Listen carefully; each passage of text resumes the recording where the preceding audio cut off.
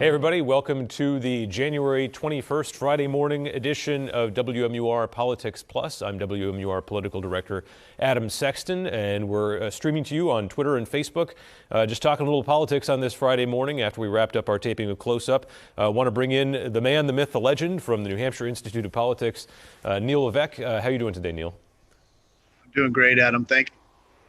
So you got a new poll that was out just a couple days ago. We got a sneak preview of that, and it's got some very interesting findings. But let's start at the very top, the headline, if you will, on this question you've been asking throughout the last year of, is the country on the right direction, or on the right, heading in the right direction, or on the wrong track? And 74% now saying on the wrong track. What do you think about this? That's an astronomical number, but I don't think we should be too surprised by it, right? So think about people in their daily lives and the fact that you're going to the grocery store, you're paying a lot more money for groceries or gasoline. Everyone's having to wear a mask again, and everybody, your sister, brother, kids, all have COVID, and you feel like you can't take a trip, you can't go anywhere.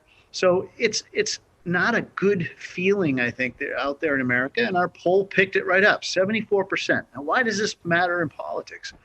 Well, when you take individual names out of the equation, meaning the brand, if you will, of certain politicians, and you just say, do you feel good about the country right now? And when people don't feel good about the direction or the track that the country's on, they tend to vote against the incumbents. And so as we go towards next year's midterms, this 74% number is really, really important. It's very important we have 4 members of the delegation who are Democrats, 3 of which are on the ballot in the fall, 1 governor who's obviously on the ballot next fall. And so all of these numbers matter to those folks.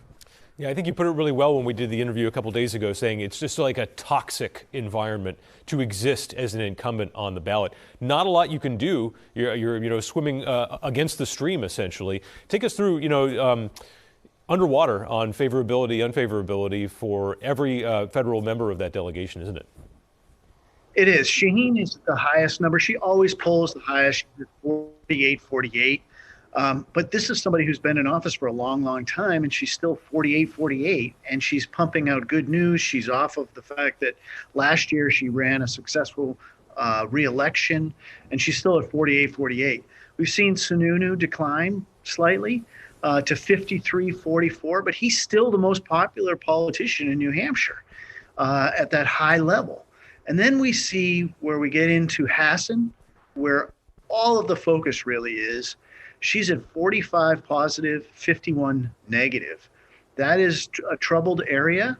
It's not new necessarily. She's been that way for quite some time. It's almost as if she sank with the other Democratic members of the delegation, and she's sort of at that low point. Now, if you want to look at the low point and think of it as sort of these low 40 numbers, she's at 45 positive, Pappas 43 positive, and Custer 41 positive. So that's kind of that low. If you're a Democrat, you like them, damn the torpedoes. So that's what some of these folks are facing. But that when you're not over 50% and you're on the ballot in the fall, that could be seen as trouble. Yeah, it's one of those watch out type situations. It's interesting. You mentioned Governor Sununu, who had that really high favorability rating at the beginning of the pandemic, has seen that kind of come back down, as I think that's happened around the country for everyone who's gone up and down. That's mirrored that dissatisfaction you've talked about with the extended nature of the pandemic. I thought it was interesting. You asked the question of the 1,215 people, registered voters who were part of this poll. Do you think that Governor Sununu has done a good enough job to get warrant re-election, or is it time for somebody new? And that was 45% in terms of re-election, yes, 45% someone new, and then I think 10% unsure. But that was kind of an eye-opener right there. I'm sure maybe Democrats are looking at that and saying, gosh, that is closer than I think I would have expected, at least. And the Democrats have to be wondering now, hey, maybe it's time to get a candidate out there in the field against this guy. Well, certainly that was my opener. I think that was sort of the surprise of the poll. However, if you look at that same, do you prefer this candidate or the, unknown candidate that's the perfect candidate, if you will? Would you choose the new person? I always liken it to, the wife is asked, would you like your husband or would you like Tom Brady? Of course, everyone thinks of Tom Brady, and so therefore that's what their dream candidate would be, and then they choose that person. For Democrats on the ballot, the alternative is not good either. So the 45-45 is interesting for Sununu, and I think it's sort of probably is not a shocker to him. But again, his favorability is still at 53-44. And I think if the big number for Sununu out there too, I think is 62% approve of the way he's handled the pandemic. Now that's in contrast to 41, I believe, for Biden.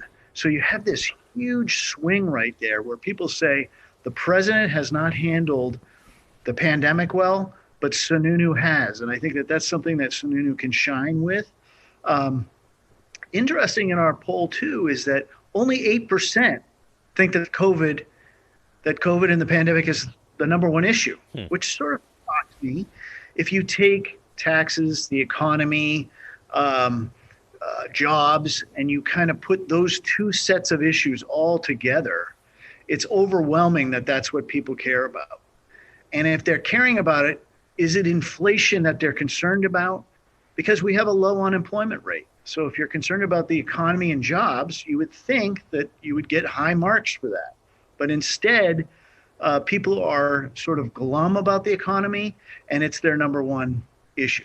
Yeah, it's funny you mentioned the Tom Brady thing. I think for the New Hampshire Democrats in the governor's race, Tom Brady's not walking through that door. They're looking for their version of Jimmy Garoppolo. Right? They need that free agent who they're going to be able to sign, who can run the offense, if you will, and see what can be done against quite a behemoth there in Sununu in this election year. I want to get into the head-to-heads that you have. That was at the very bottom. It's like, okay, all right, meat and potatoes, vegetables, all this stuff, flip, flip, flip.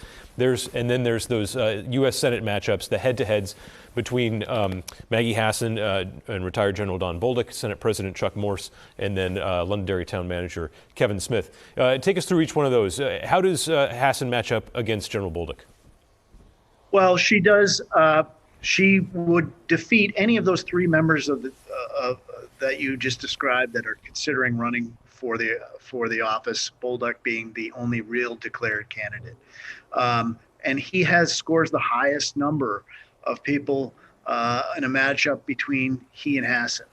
One thing that we learned was that Hassan definitely dodged a bullet by not being challenged by Sununu.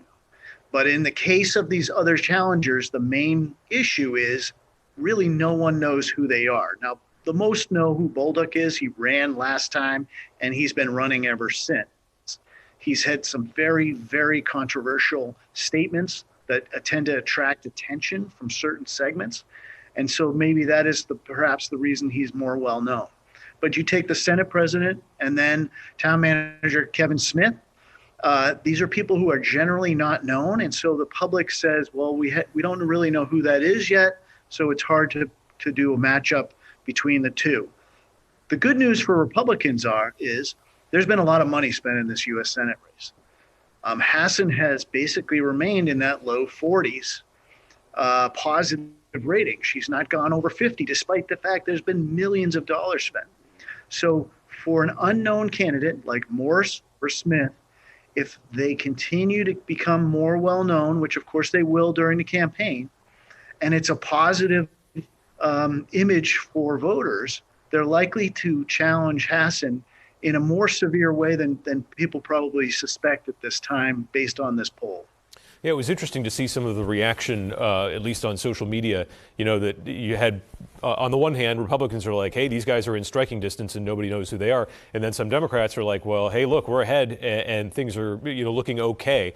So I guess, is it safe to say there's a little bit for everyone to take away in this, but the bottom line being, it looks like no matter who ends up being the nominee against Hassan, this could be a pretty close race by the end. I think so. It depends a lot depends on how extreme a candidate is viewed by the overall electorate. So, for example, we saw Youngkins in Virginia, who was endorsed by Trump, but didn't really embrace Trump, but was seen as someone who was capable and wasn't really offensive and wasn't making offensive remarks and trying to replay the 2020 election. That type of candidate might do well against a sitting incumbent. This is nothing to take away from Senator Hassan, by the way. It is the sign of the times when the top of the ticket, meaning Biden, even though he's not on the ballot, he's really sort of the focal point of people. If his numbers are not good and people don't feel good about the economy or the state of the nation, you tend to rise and fall with that tide. And she's caught up in that. And of course, what they're trying to do is spend some money, focus on certain issues. But so far, if you consider the fact that since about May, we've seen, everyone who watches WMUR understands that there's been a lot of money spent in this race, and it hasn't really moved the needle. And so I think that that's troubling too if you're looking at this as a Democrat. And we don't know in terms of that GOP Senate primary. Of course, it's expected Morse is going to get in. We know Kevin Smith has an announcement tomorrow morning on Saturday. And you wonder, I'm sure you'll be doing a head-to-head eventually on that trio and whoever else gets in. I'm curious, just as we wrap up here, for your assessment of how that race could shake out. Because you look at the setup right now, it's like you have a very strong sort of establishment candidate potentially in Morse, and then probably a similar lane for Kevin Smith, and then General Bolduc has some things from this poll he can take away. He's got that sort of name recognition from before, but people talk about, oh, he said some things. I'm just wondering if you see any parallels here to 2015 and 2016 when people were like, oh, there's no way Trump's going to stay out in front. It's not going to happen. And yet he just bulldozed right ahead and kept going. Could General Bolduc end up in a similar situation like that, do you think, in this primary? Well, he could certainly. Obviously, whoever gets endorsed by Trump could have a huge impact in a Republican primary. But I will say this: when it comes to a general election, if you have said some very controversial things against the governor of New Hampshire, a member of your own party, right, it's very hard to run as a team, and that could spell a lot of trouble for Bolduc. It's short-sighted to attack the leader of your own party. I think that the jury is out on Morse and Smith and how well they convey to voters, and maybe one of them will get some of these big endorsements and also be able to raise some money and get some name ID out there and change the direction that we see right now. But this is just literally a snapshot, almost from the first week that these two men have been in this race. Yeah, it's interesting. You mentioned that, referencing what Bolduc had said about Governor Chris Sununu, implying that he was tied to the Chinese Communist Party. It's endlessly fascinating to me that Governor Sununu has laid out this sort of playbook for how to win as a Republican on a statewide level. And such a huge segment of the state Republican Party is kind of like, nah, no thanks. We're not into that. And they fight with him. So we'll see how that goes. But fascinating poll, Neil. We appreciate your time and insight here. Thanks for joining us on WMUR Politics Plus. Thank you, Adam. All right, and thank you all for watching. We appreciate it. We'll be back here next Friday, hopefully doing more interviews here and whatnot, and trying to bring you the best and latest. And hey, the phone lines are open, by the way. If anyone wants to call in, the cell phone is on. It could get weird, it could be interesting, but I guess that's what this format is all about. So thanks for joining us here on WMUR Politics Plus.